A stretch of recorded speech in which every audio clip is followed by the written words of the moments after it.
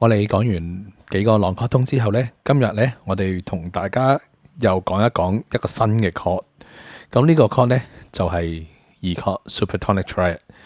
咁 E chord 呢，基本上繼1、4、5 chord 之外呢，就係最 common 最常見嘅 chord 嚟嘅，亦都喺好多類型嘅音樂呢，都會成日會用 E chord 嘅，尤其是係流行音樂或者爵士音樂。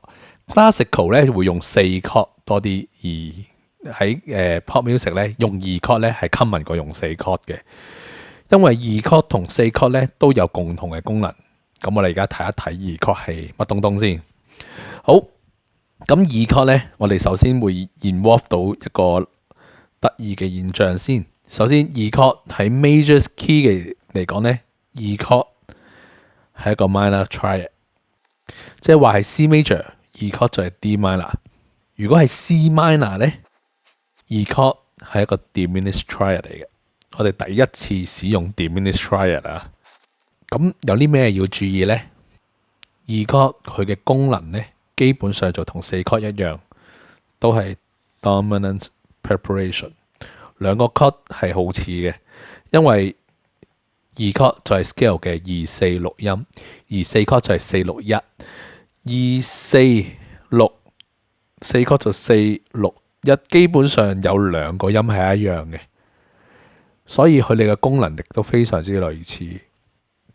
而且呢 dominant preparation 即係話2 chord 最主要嘅目的係去5 chord， 5 chord 就係想去1 chord， 而呢一個2去5、5去1呢，直頭係我哋講緊 circle of fifth 嘅其中一個部分。因為全部都係落5度嘅進程嚟嘅，2落5度就係5， 5落5度就1，係非常之順。我哋可以聽一聽個聲，2 chord、5 chord、1 chord， 聽多次。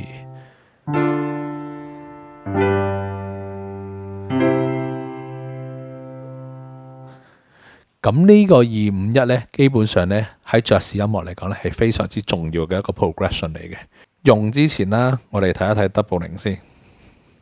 咁2 chord 呢，通常就會係 root position 啦，或者第一轉位咁出現嘅。第一轉位我哋就寫個6字啦。咁喺 minor key 嚟講呢，去 diminished chord 我哋會有個圓圈呢個符號，或者2圓圈加個6，咁即係話係2 chord 嘅第一轉位。我哋講 doubling 之前呢，好似啲同學會覺得啊好難記啊，即係之前講1 chord、4 chord、5 chord 做 double 個 root， 去到講1、4、5嘅第一轉位嘅時候呢，做任何音都得。咁2 chord 其實2 chord 嘅 doubling 都有啲複雜嘅，不過你記住喺我哋 doubling 個 principle 上邊呢， scale 嘅1音、4音、5音係最被 double 得最多嘅，1音、4音、5音。任何 chord 都好，如果佢係 involve 1音、4音或者5音，你 double 個粒音呢都唔會錯嘅。所以喺呢一個情況底下呢，如果你覺得好難記嘅2 chord 係 involve scale 嘅2、4、6音，即係話4音 double 呢就唔會有問題啦。亦都好肯定，無論你係 minor 嘅2 chord 定係 diminished 嘅2 chord 呢 double scale 嘅4音，即係話 double 個 chord 嘅3音呢係最穩陣嘅。其次就係 double 個 root， 最後先 double 個 fifth， 但係同之前嘅諗法唔一樣。咁 diminish 嘅2 chord 呢，你咁樣諗都得噶啦。咁當然啦，如果你嗰件事係 root position 嘅話呢， double root 都係 OK 嘅， double third 都 OK 嘅。但係呢 diminish chord 呢係永遠唔會 double 5音嘅， diminish chord 係永遠唔會 double 5音嘅。咁既然咁複雜，你就記住只好 double 3音或者 double root 啦。喺呢一個2 chord 呢就最穩陣。好啦，喺 progression 上邊係點呢？2 chord， 咁1 chord 之前我哋可以去4 chord 啦，4 chord 可以翻去1 chord 啦，1 chord 亦都可以去5 chord， 5 chord 去1 chord。咁2 chord 呢都係 dominant preparation 啊嘛，即係同4 chord 去5 chord 呢件事係似嘅。咁2 chord 呢亦都係好 fan 去5 chord， 5就可以去1。呢條係一條最 mainstream 嘅一個 progression 嚟嘅。咁有咩 chord 可以去2 chord 呢？1 chord 係去任何 chord 都冇問題，所以1可以去2，2可以去5，5可以去1， 1可以去4， 4亦都可以跌落去個2， 2可以去5， 5可以去1。但呢啲咁嘅 progression 咧，唔係話一個實在嘅 rules 嚟嘅，即係好似我哋之前講5可唔可以去4呢？一般情況下4去5， 5就好少去4嘅，但係事實上5都有人會去4。同樣而家你見到4就去2， 4去2即係話俾你聽，呢一個係一個好順嘅感覺。4 chord 去2 chord， 1425或者14251，咁啊12451呢，其實都有嘅。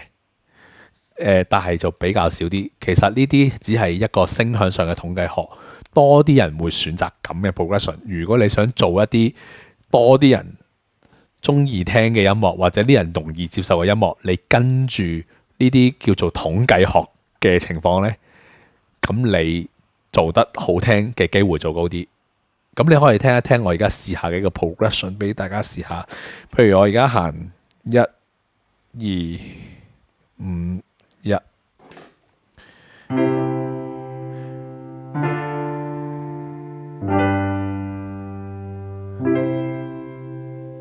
其實同1451係好似嘅，1、4、5、1同1、2、5、1好似。譬如1425呢，1、4、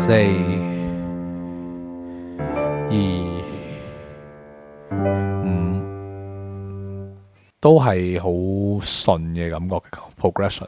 咁2 chord 呢就可以多多使用啦。唔好唔記得5係可以去4、6嘅喎。4、6當然就好似等於4 chord 啦。